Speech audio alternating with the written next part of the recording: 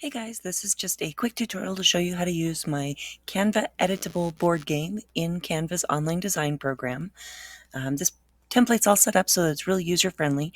There's 5 colors incorporated throughout the game board, the spinner, and the player pieces.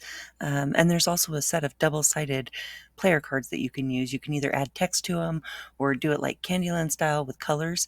There's a lot of different ways you can use this template. So first we're going to start out by showing you how to change the colors. These little squares that I've got up at the top, they indicate the colors that are throughout the game board, and when you change one of them to your new color, it gives you the option to change all of that color to it.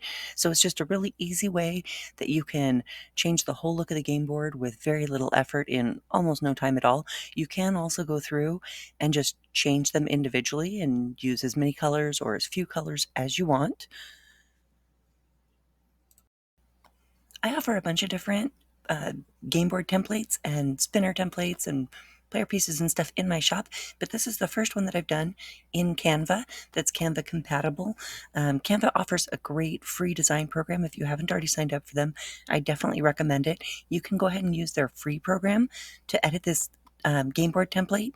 The only thing is, if you don't have the pro account, you'll be limited with some of the graphics that they have in their library, but you can filter it so that they only show you the free ones, which makes it a lot easier to do.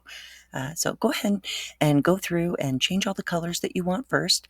You can also click on the background, that white box with the black border. That's what you're going to cut out at the very end after you've printed it to add to your board game, but you can change that white box to a different color as well. I'm also going to show you a little bit later how to add graphics and text so that you can make it a dinosaur themed one or a space themed one, or we're going to make a butterfly and flowers themed game today. But the sky's the limit. They've got so many different graphics that are free that you can choose from, and even more if you've upgraded and have the pro account.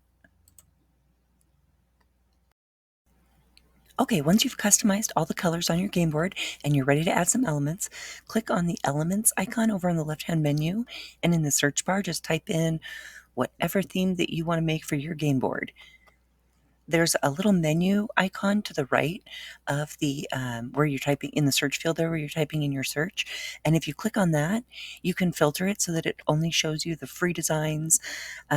Since you're printing this and it's not going to show movement, you might want to have it show you only the static elements instead of the animated ones. And then you can just click on them. It'll add it to your workspace, and you can move them and resize them as needed. If you want to copy elements, you can just hit Control C and that will copy it, and hit Control V and that will paste it.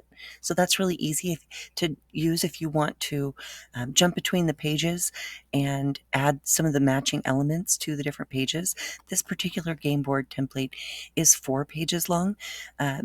You put them together in a square, and it's designed, when you print it on US letter size paper, it will fit one of the 17-inch square board games that fold out.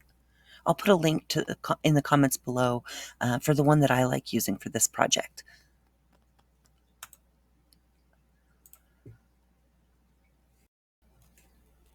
This game template also comes with blank player pieces, a spinner wheel, and a double-sided tag template that you can use to make player cards for your game. I recommend printing out the game board pages, the first 4 pages of this template, onto US letter-sized adhesive back paper. That way you can just cut out the squares and stick them right on the board, and you're good to go. The other pages in this template, I recommend cutting out on heavy white cardstock so that when you cut them out, they've got a little bit of durability and stability to them. If you want to utilize the double-sided player cards for the game, that's really easy to do. They're all set up for double-sided printing, so you just do the design that you want on the front on one page and the design that you want on the back on the other page, and then run that page through your printer twice so that it prints one page on each side, and everything's all lined up so that you should have the double-sided cards. You can use these by adding text to them so that you can add like fun assignments for your players, like move forward 3 spaces, or lose a turn, or move ahead to the next pink square, things like that. You can also use them like Candyland style, where you just change the color of them, and then when you draw whatever color it is the player moves to that colored space next. And there's a lot of versatility. You also don't have to use them at all. Like all the elements in this game, you can decorate them as much or as little as you want with these game cards. For the example, I'm putting a title on there, and then I've layered on one of the graphics that I used earlier in the board game.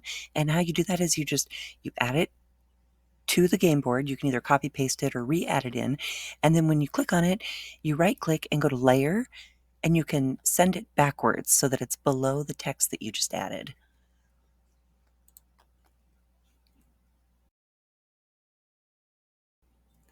Once you've designed your card how you want it to look, you can go ahead and just select those items.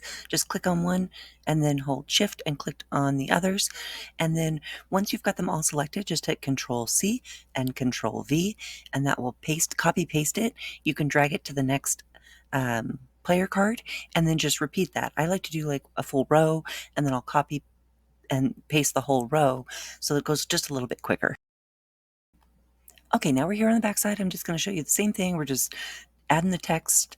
We just add a little command on here so that when people draw the card, it tells them what to do. And then, like I said, you can also just click on the individual cards themselves. And then up in the upper left-hand corner area, when you click on the color, it shows you what all the colors are in the document already, which makes it really easy to just click on the colors that you've already used for the spaces and then add those colors to your player cards. So if you want to play it like Candyland style, where when you draw the card, it shows you what space to go to, you can do that. Also included in this template is the spinner wheel. That one's really easy to use. You can add text to it if you want, or you can just have it spin to the different colors, and then that's the color that you go to. Whatever you want to do, there's so much versatility in this game. It's really easy to use. When you cut out the spinner wheel, you do need to have a brad, like an office brad, that you just put through the hole in the center. If you have dice on hand and you want to use dice, whatever you want to do, this is your game. You're free to customize it. Also, on the last page of this template, there's a rules page, so you can add all the different rules and different ideas. There's actually a whole bunch of ideas written on the page that you can use to kind of use as an outline to fill this page out. When you're all done, then save it. You go to the share in the upper right-hand corner, click on download, and then probably a PDF is the easiest way to download this. Just save it as a PDF file, and then you can print it out from your home computer.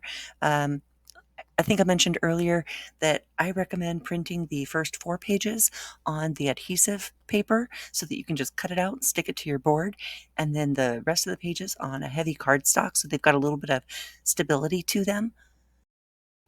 I can't wait to see how your game turns out. Feel free to post pictures and tag us on Instagram at TSR Crafts or in our Facebook group, DIY Projects and Craft Chats. If you found this video helpful, please give it a thumbs up and subscribe for more. Thanks so much for watching.